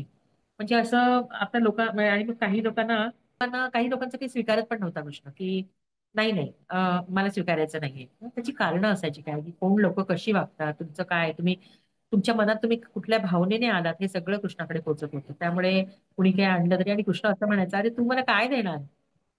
तू जर आज करोडपती म्हणून घेतोस ना, तर ते माझ्या कुबेरातलं मी मुठभर तुला दिलंय ना, म्हणून तू करोडपती आहेस. तू मला काय देऊ शकतोस? तर तुम्ही तुमचे 2 हात आणि एक मस्तक हेच माझ्या पुढे झुकवा, एवढंच खूप झालं. श्रद्धा आणि विश्वास माझ्याकडे घेऊन या आणि माझा आशीर्वाद घेऊन जा, हे कृष्णाचं नक्की नेहमी सांगणं असायचं. त्यामुळे आज आपल्या मंदिरामध्ये इथे आम्ही लिहून ठेवलेले आहे. कोणी काय म्हणजे हे आईनी शेवटी आम्हाला सगळ्यांनी सांगितलं. कृष्णाने हे नियमच बनवले. मंदिरात येताना कुणी काहीही आणायचं नाही. आमच्या इथे कुठे ते पैसे ठेवायला जागा नाही, कुणी ठेवले तर आम्ही ते ठेवू देत नाही. हार फुलं आणायची गरज नाही. अगदी दारातलं फुल पण आणून वाहू नका, हेही सांगतो कृष्ण. प्रसाद, मिठाया, वस्तू काही नाही. म्हणजे आता आमच्या मंदिरामध्ये आम्ही कोणाचंही काहीही स्वीकारत नाही. म्हणजे जेव्हा हे सगळे कृष्ण आणि हे नियम सगळे कृष्णाने त्यावेळेस बनवले, जेव्हा आई जायच्या आधी थोडे दिवस हे सगळे नियम बनवले गेले. म्हणजे आईनीच बरं झालं, पण ही सगळी जबाबदारी पण आमच्यावर होती नंतर, कारण हे सगळ्या वस्तूंचं आम्ही काय करणार होतो. त्यावेळी कृष्ण जसं सांगेल तसं आई करत होत्या, पण आम्ही काय करणार ना त्याचं, कारण आम्हाला तेवढी आईने एवढी शक्ती नाही ना, म्हणजे आम्हाला त्यातलं काहीच गंध नाही. त्यामुळे आईनी आम्हाला कृष्णाने आम्हाला मोठ्या जबाबदारीतून पण मुक्त केलं हे सगळं करून. त्यामुळे आज आमच्या मंदिरामध्ये आम्ही ते सगळं लिहूनच ठेवले की कोणी काही आणू नका, आणलं तर कृष्णाच्या पायाला लावा आणि प्रसाद म्हणून घरी घेऊन जा. त्यामुळे ते पैसे डोनेशन वगैरे हा प्रकार आमच्याकडे काहीच नाही चालू. कृष्ण फक्त सांगतो की तुम्ही तुमचे 2 हात आणि एक मस्तक माझ्यापुढे टेकवा. मला एकदा प्रेमाने बोलवा, एकदा श्रद्धेने बोलवा आणि मी तुमच्यासाठी 1008 पावलांनी धावत येईल. हे कृष्णाचं वचन आहे आपल्याला सगळ्यांना, की तुम्ही मला प्रेमाने श्रद्धेने एक हाक मारा, एक पाऊल माझ्याकडे या, मी 1008 पावलांनी तुमच्याकडे येईल. तर हे कृष्णाने दिलेलं वचन आहे. त्यामुळे प्रेमाने हाक मारणं एवढं आपण करूच शकतो, श्रद्धेने हाक मारणं. मंदिरामध्ये सुद्धा आलेल्या लोकांनी कधी ते असे विनमुख जात नव्हते. म्हणजे आलेल्या लोकांना चहा, नाश्ता किंवा काही अगदी वरण भात स्वतःच्या ताटातलं काढून सुद्धा देणार. म्हणजे आज जी इतकी माणसं जोडली गेली आहेत ना, त्यांनी इतकं आईसारखं प्रेम दिलंय ना सगळ्यांना, की म्हणजे लोक आले ना त्यांना असं वाटतं आपण आपल्या घरी आलोत, आपल्या आईकडे आलोत. एवढ्या प्रेमाने त्या सगळ्यांची वागायच्या. त्यामुळे आई जेव्हा आमच्या गेल्या ना, तेव्हा अनेक लोकांनी केसांचं मुंडन केलं, का आता आमची आई गेली म्हणून. म्हणजे आम्ही त्यावेळी बघत राहिलो, की अरे बापरे, इतक्या पुरुषांनी म्हणजे पुरुष जे आहेत ते सगळ्यांनी खूप लोकांनी मुंडन केलेलं आणि ते आमची आई गेली आहे म्हणून. म्हणजे तेव्हा आम्हाला खूप भरून येत होतं, की फक्त आम्ही मुलं नाही आहोत आईची. म्हणजे फक्त घरातले मेंबर आम्ही नाही आहोत, पुष्कळ लोक त्यांना आई मानणारे होते. नंतर आता मी दिल्लीचा तो जो प्रसंग आहे शेवटचा तो सांगते मी. एरवी आई आम्हाला कधी आग्रह करत नव्हत्या, की माझ्या बरोबर चला म्हणून. पण ह्या वेळेला मात्र आईनी आम्हाला म्हणजे तेव्हा बेंगलोरला जाताना आग्रह करून आम्हाला बरोबर नेलं आणि तिथे 8 तारखेला मूर्ती बसली. अ, 9 तारखेला फक्त काहीतरी सकाळी आमचं 9 तारखेचं बुकिंग होती यायचं परत ट्रेनचं रिझर्वेशन होतं. तर आदल्या दिवशी आई आमच्या रूममध्ये आल्या आणि आम्हाला म्हणाल्या, तुम्ही उद्या जाणार, मला कसं तरी होतंय. चुकतंय हा शब्द होता त्याचा, चुकतंय. तर आईने म्हटलं, आई काय तुम्ही उद्या परवा येताच आहे ना घरी. असं आम्ही म्हटलं की आम्ही 9 तारखेला जाणार आहोत, घरी येणार होतो दिल्लीहून आणि त्या 11 तारखेला येणार होत्या. त्यांचं रेल्वेचं तिकीट 11चं होतं. तर त्या असं म्हणून गेल्या. तर मला थोडं असं वाटलं, असं का म्हणाल्या आई? ठीक आहे आता मग झालं. 9 तारखेला आम्ही बसलो ट्रेनमध्ये तिथून येताना आणि त्यांना मात्र तिथे त्यांनी सकाळी डोळेच नाही उघडले. म्हणजे हे सगळं झालं 9 तारखेच्या 10 तारखेला. सॉरी 10 तारखेला. आम्ही 9ला गाडीत बसलो. 10 तारखेला सकाळी बॉम्बे सेंट्रलला उतरताच तिकडे आमच्या नंदेचा फोन आला, की तुम्ही जसे आहात तसे परत या. आईला खूप बरं नाही. आईला हॉस्पिटलमध्ये ठेवलं. म्हणजे आम्ही जाणारच होतो, की बस 2 मुलांना कुठेतरी ठेवायचं आणि आम्ही परत जाणार होतो. पण तेवढ्यात परत फोन आला, की आता येऊ नका. आता ताईंना घेऊन आम्हीच येतोय असं भक्तांचा फोन आला. म्हणजे आम्ही एकदम असे हे अवाक राहिलो, की हिचं काय झालं असं आईंना तिकडे. तर बहुतेक आहे ना म्हणजे त्यांना हे त्या जाणार हे त्यांना आधी कळलं होतं. कारण घरातनं निघताना त्या दिवशी त्या एवढ्या बेचैन होत्या, की घराच्या बाहेर कंपाऊंड मध्ये जाऊन त्या अशा घरामधून असे हे प्रदक्षिणा म्हणतो ना आपण, तशी घालून आल्या. जेवताना त्यांचं मन लागत नव्हतं. सारख्या ह्या खोलीतनं त्या खोलीतनं त्या सारख्या अशा हे करत होत्या. ते मला कळत नव्हतं त्या एवढ्या अस्वस्थ काय. नंतर असं खूप वर्षांनी आम्ही एकाच गाडीतून आम्ही आमची फॅमिली मेंबर म्हणजे माझे दीर, माझे मिस्टर, मी, माझी 2 मुलं आणि आई आम्ही असे 5-6 एकाच गाडीत होतो. तर आमचे जे इथे कृष्ण भक्त आले होते आईना बाय करायला, ते म्हणाले आम्ही खूप वर्षांनी असं तुम्हाला फॅमिलीला एकत्रित बघितलं. खूप बरं वाटलं, की आई आणि तुम्ही सगळेजण असं एकत्रित कुठेतरी चाललाय. पण हे आम्हालाही माहित नव्हतं ना, की येताना आई आमच्या बरोबर नसणार आहे. म्हणजे तिथे दिल्लीला आई गेल्या हे आदल्या दिवशी आमच्याकडून पूजा झाली होती, ती जी सगळी प्रतिष्ठापनेची पूजा होती त्याच्यासाठी मी आणि माझे मिस्टर आम्ही बसलेलो. तर तिथे आम्ही त्या पूजेला बसायच्या आधी आईच्या पाया पडलो. आईनी असे माझ्या डोक्यावर हात फिरवला आणि आई मला म्हणाल्या, रेश्मा सगळं छान झालं हं." मला कळलं नाही काय छान झालं, अजून तर सगळं व्हायचंय. पण त्यांनी ते माझ्या चेहऱ्याकडे असं काही बघून त्या बोलल्या ना, ती नजर मला अजून आठवते, की म्हणजे असं वाटलं ना, की आता आपण पुन्हा कधी या रेश्माला बघणार नाही. अशी त्यांची नजर होती. म्हणजे ती मला थोडी खटकली. नंतर आम्ही पूजेला बसलो आणि ते भटजी आम्हाला विचारायला लागले, की ते हे करतात ना पूजेच्या आधी श्राद्ध करायचं का कोणाचं, आईचं, वडिलांचं, पिता. आई आमच्या बाजूला बसल्या येतो, तरी सुद्धा तो भटजी आम्हाला विचारतोय, की माताजी का मी श्राद्ध करणे काय? तर मला ते एकदम असं ऑकवर्ड वाटलं. अरे हा माणूस कसा आहे, की तो बघतोय आम्ही आईना आई आई म्हणतोय आणि त्याने आम्हाला हा प्रश्न विचारला. तिथेही मला ते कसं तरी वाटलं. नंतर आदल्या दिवशी जेव्हा म्हणजे ती देवी बसली दुसऱ्या दिवशी 8 तारखेला आणि तिथे गोव्याचे कॅबिनेट मंत्री जे आहेत नाईक म्हणून ते तिथे आलेले होते आणि ते आपल्या घरी एकदमदा येऊन गेले होते. तर त्यांना कळलं की ताई दिल्लीत आल्या आहेत म्हणून ते भेटायला म्हणून आले होते त्या मंदिरात. तर कृष्णाने सांगितलं की आज ह्या कार्यक्रमाची मेहूण म्हणून ह्या दोघांना मी जेवायला वाढणार आहे. आणि आईनी स्वतःनी 2 पानं करून त्यांना जेवायला वाढलं आणि त्यांना बसवून त्यांचा मानपान केला त्या दिवशी. आणि त्यांनी विचारलं, ताई कधीही काहीही सेवा लागली तर आम्हाला सांगा, आम्ही तयार आहोत. असं त्यांनी हात जोडले. तर कृष्णाने त्यांना सांगितलं, हो का? तुझी सेवा आता नाही, योग्य वेळ आल्यावर तुझी सेवा घेतो मी. आणि खरोखर तुम्हाला सांगते की तिथे दिल्लीला आई गेल्या आणि दिल्लीतून आईची डेड बॉडी इथे आणण्यासाठी प्लेन मधून ती पण फक्त त्यांचाच उपयोग जास्त म्हणजे त्यांनी जे प्रयत्न केले त्यांच्या प्रयत्नामुळेच फक्त आईना इथे आणणं शक्य झालं. म्हणजे त्यांनी 35-40 भक्त तिथे होते, त्यांची तिकीटं प्लस आईना बॉक्समध्ये घालून ते प्लेननी इथे बदलापूर पर्यंत सोडणं म्हणजे मुंबई एअरपोर्ट आणि एअरपोर्ट वरून इकडे हे सगळं ना केवळ ते मंत्री होते म्हणून शक्य झालं. नाही तर आपल्या सर्वसामान्य माणसाची गोष्ट नव्हती ही. आपल्या आवाक्यातलं नव्हतं हे सगळं. आणि ते खूप रडले. तेव्हापासून ते आपल्या घरी येत नाहीत. त्यांना खूप वाईट वाटतं, की ताई मी तुम्हाला आदल्या दिवशी बोललेलो माझ्याकडून काही सेवा असेल तर सांगा आणि तुम्ही ही सेवा मला करायला सांगितली हे मला अजिबात आवडत नाही. आवडलेलं नाही ते असे घळाघळा रडतात असे. आणि तेव्हापासून ते इथे आले नाहीत. ते त्यांची खूप श्रद्धा आहे. ते तिकडे त्यांच्या घरी काही करत असतील, पण इथे मंदिरात यायला त्यांना ते धजत नाहीत, की ताईंनी मला ही सेवा द्यायला नको होती. हरकत नाही, पण आता काय जे झालं ते झालं. म्हणजे आम्ही पण अवाक होतो. आणि मी स्वतःला खरोखर खूप नशीबवान समजते, की लोक मला म्हणायची 7 जन्माची पुण्याई आहे. आता मला पटते 7 जन्माची नाही, जन्मोजन्मींची पुण्याई आहे म्हणून मी या घरात आली आहे. आणि मी काय समजते, की माझं कर्तव्य काय आहे सध्या, की आता आई नाहीयेत आणि मी या घराची सून आहे. तर माझं कर्तव्य आहे, की आईंचं हे जे मंदिर आहे, जे काही आमचं आहे ते त्यांनी जे मार्ग आम्हाला दाखवून दिलाय, त्या मार्गावरून लोकांना म्हणजे आम्ही काही मार्गदर्शन वगैरे करत नाही. आम्ही फक्त हे जे छापलेलं पुस्तक आहे ते त्यांना हवं असेल तर देतो. पुस्तकाची आता विक्रीची किंमत आहे ₹100 म्हणून तेवढंच.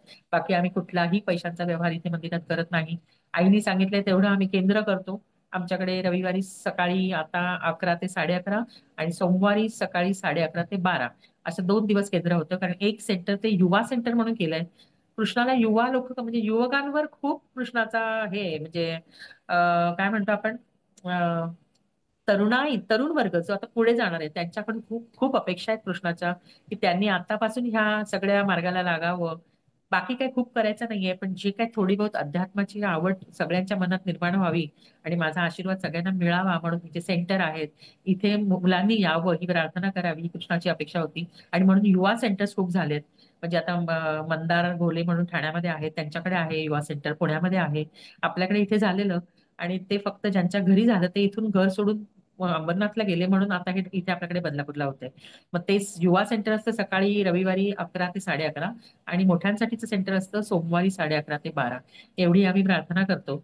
आणि आता आपल्या घरी जी विश्वजननी आहे तिची आम्ही दर शुक्रवारी व्यवस्थित पूजा करतो. म्हणजे अगदी तिला अभिषेक घालणं, तिचं नवीन वस्त्र, सगळा साज शृंगार, आरती, प्रसाद हे आम्ही दर शुक्रवारी करतो. त्यामुळे सकाळी 10 ते 12:30 1 वाजतात आम्हाला, साधारण 12:30 तरी वाजतातच.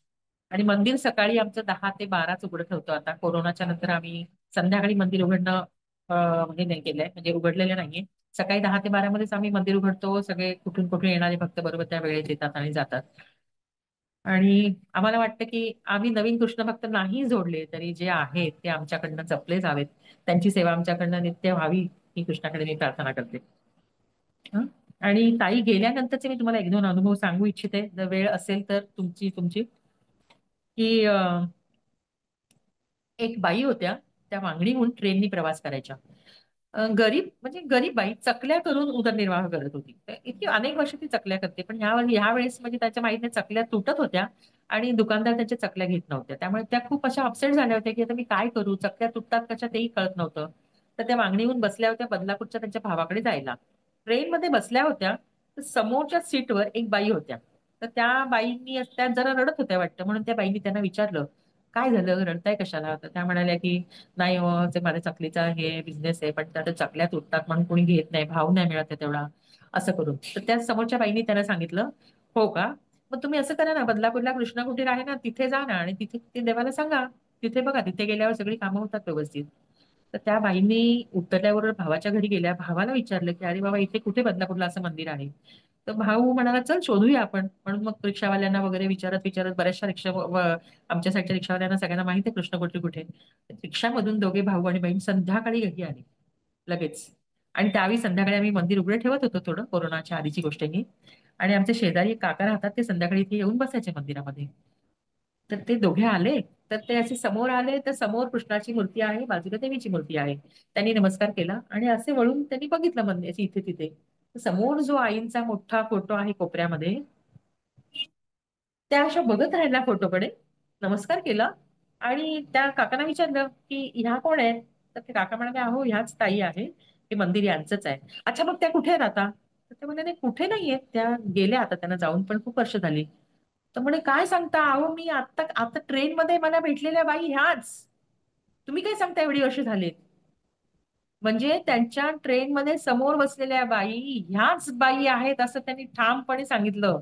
म्हणजे कर्वे ताईच आहेत ह्या. हे कसं शक्य आहे आज एवढ्या वर्षांनी ताई अशा समोर ट्रेनमध्ये बसून कुणाला तरी सांगतात काहीतरी. म्हणजे ताई जरी नसल्या आपल्या तरी त्यांचं कार्य चालू आहे. आणि तसंच त्यांचं एक प्लेनचा हिस्सा सांगते. त्या जेव्हा जेव्हा प्लेननी जायच्या तेव्हा एक ठराविक एअरलाईन वरून जायच्या. म्हणजे आमचे एक काका आहेत नारकर काका म्हणून, ते त्यांचं हे सगळं बघायचे तिकीट वगैरे. तर आई गेल्या 2003ला, 10 फेब्रुवारी 2003ला आई गेल्या. आणि आम्हाला त्या मे महिन्यामध्ये साधारण 29 मेच्या आसपास, 28 मेला लेटर आलं त्या नारकर काकांच्या घरी, की मायलेज पॉइंट वाढल्याचं लेटर होतं. त्याच्यात असं लिहिलं होतं, श्रीमती लीलाताई कर्वे, आणि त्यांनी प्रवास केलेला आहे. काय त्या फ्लाईटचा नंबर होता तिकडे. एक्झिक्युटिव्ह क्लासने त्यांनी प्रवास केला आहे. कुठून? दिल्ली ते बेंगलोर. दिल्ली ते बेंगलोर, आई दिल्लीतच गेल्या. आणि त्याच्यावर प्लेनच्या तिकिटावर होता, प्रवास झाला दिल्ली ते बेंगलोर. आणि ती तारीख पण होती त्याच्यावर. आता मला थोडी तारीख नाही आठवते. पण कसं शक्य आहे? जर आई 10 फेब्रुवारी 2003ला गेल्या, तर मे महिन्यातला प्रवास कसा करू शकणार होते आई? म्हणजे हे आम्ही अनेक लोकांना विचारलं, जे आमच्याकडे काही येतात एअरलाईन्सची माणसं, त्यांना विचारलं, की चुकून झालंय का हे असं? तर ते तर म्हणाले, की नाही ना, असं चुकून होणारच नाही. जोपर्यंत माणूस प्रवास करत नाही तोपर्यंत त्याचे कुठलंही रेकॉर्ड होत नाही आमच्याकडे काही. मायलेज पॉइंट द्यायचे असतात तेव्हा तर अजिबात होत नाही. म्हणजे हे कसं शक्य आहे, की आई नसताना आईने प्रवास केलाय? आणि बरोबर साधारण 2 वर्षांनी, म्हणजे 2005 मध्ये पुन्हा एअरलाईनचं, त्याच एअरलाईनचं पत्र होतं. त्याच्यात एअर फ्लाईट जो होता, तो फ्लाईटचा नंबर दुसरा होता. एक्झिक्युटिव्ह क्लासने प्रवास केलाय आणि प्रवास होता बेंगलोर टू दिल्ली. म्हणजे तुम्ही विचार करा, हा प्रवास दुसरा कुठलाही येऊ शकत होता. मद्रास येऊ शकत होता, दिल्ली येऊ शकत, मुंबई येऊ शकत होता, काही कुठलाही येऊ शकत होता ना. मग जर आई दिल्लीत गेल्या, तर दिल्लीत त्या गेल्या आणि दिल्ली ते बेंगलोर, आणि येताना परत बेंगलोर टू दिल्ली हा प्रवास कसा काय आला? आणि दोन्ही वेळचे 500-500 मायलेज पॉइंट त्यांचे वाढलेले होते. म्हणजे हे बघून तर आम्ही एकदम असे ना, आम्हाला म्हणजे अजून अगोदर आमच्या काटा येतो, की हे कसं काय शक्य आहे? म्हणजे आई फक्त ना आमच्यात नाहीयेत, आपल्यामध्ये नाहीयेत, पण त्यांचं कार्य चालू आहे. त्या अजूनही कोणाकोणाला दिसतात. त्या प्लेननी जातात, त्या रेल्वेनी जातात, त्या कुठे जातात, त्यांचं कार्य चालू आहे. फक्त ते आमच्यात नाही. म्हणजे त्यांचं त्या ना, खरोखर त्यांचा मोठेपणा किंवा त्यांची जी संतपण जे आहे ना, ते त्या गेल्यावरच आम्हाला जास्ती कळते. कारण त्या गेल्यावर जेव्हा लोक आम्हाला भेटायला लागले, तेव्हा अनेक मान्यवर लोक होते. आता मी कोणाची नावं नाही घेणार, पण त्यांच्याकडनं आम्हाला कळलं, की ताईंनी त्यांच्यासाठी ध्यान केलंय, त्यांना जे काही संदेश दिले, जे काय त्यांचं, जे काय म्हणजे अडीअडचणीतून त्यांना सोडवलंय, ते त्यांनी आम्हाला सांगितलंय, की ताई आमच्याकडे आल्या होत्या असे. म्हणजे आम्हाला ह्यातल्या खूपशा गोष्टी माहीतच नव्हत्या हो. म्हणजे आम्ही कसं आम्ही आमचा संसार, आमची मुलं बाळ ह्याच्यातच जास्ती रमलो होतो. आता काय आईंचं कार्य रोजच आहे, ते रोजच चालतं. पण त्यांचा मोठेपणा एवढा मोठा होता आणि त्या अजूनही हे जर कार्य करतायत म्हणजे त्या किती मोठ्या लेवलच्या आहेत. म्हणजे खरोखर असं म्हणतात की संत पण असं इझिली मिळत नाही, पण त्यांना जे मिळाले ना ते खरोखर अनेक कसोट्या पार केल्यानंतर मिळालंय आणि खरोखर त्या एवढ्या उच्च पदाला पोहोचलेल्या आहेत आता. म्हणजे आम्ही नशीबवान आहोत की आम्ही त्यांच्या घरात आहोत. आम्ही म्हणजे मी त्यांची सून आहे किंवा ही तिन्ही मुलं आहेत खरोखर. आणि तिन्ही मुलं ना आईचा, कृष्णाचा जो काय रिस्पेक्ट करतात किंवा जे काही लोकांना आम्ही कृष्ण भक्तांना जे धरून ठेवलंय, जे प्रेमाने वागतात सगळ्यांची, ते खरोखर खूपच छान आहे. म्हणजे हा कृष्णाचा आशीर्वाद आहे आम्हाला की आमची मती कधी भ्रष्ट नाही व्हायला पाहिजे ह्या बाबतीत. आम्ही ते करतोय, प्रेमाने करतो, श्रद्धेने करतो आणि असंच आयुष्यभर करत राहू. करून घ्यावं कृष्णाने आमच्याकडनं, ही आमची इच्छा आहे. तर श्रद्धास्थान एकच ठेवा, आई सांगायच्या, श्रद्धास्थान एकच ठेवा. अनेक ठिकाणी श्रद्धा ठेवली तर मग ते गडबड होते. तुमचे जर एक पाय याच्यावर, एक पाय या दगडावर ठेवला तुम्ही, तर ते तुम्ही तिथे धडपडणार. तर श्रद्धास्थान एकच ठेवा. म्हणून आमचं श्रद्धास्थान एक आणि एकच आहे, फक्त कृष्ण आणि कृष्ण. चालेल ना? ओके. ओम नमो भगवते वासुदेवाय. ओम महान शक्ती देवताय नमः. धन्यवाद, तुम्ही मला बोलायला संधी दिली. खूप खूप आभार तुमचे सगळ्यांचे. रेश्माताई जेव्हा तुमचे तुमच्या पण खूप खूप आभार आराधना ग्रुप तर्फे. नक्की काही काही गोष्टी तुमच्या खूप मनाला भावल्या. जसं घरी हा मीठ मागायचं नाही, कोणाकडनं छोटीशी ही वस्तूचा स्वीकार करू नये, हे एक मोठं गोष्ट त्याच्यातून सगळेजण शिकले. हो पेज खाल्ली तरीही श्रीखंडपुरीचं दाखवता आलं पाहिजे. आपण पाहिजे. काय खातो आणि काय नाही हे याला महत्व नाही. ही दुसरी गोष्ट. आणि तिसरा म्हणजे चपलांचा ढीग. खरंच आहे. तिन्ही गोष्टी खूप भावल्या. तिन्ही खरंच. संदेश सगळ्यांना मिळालेत.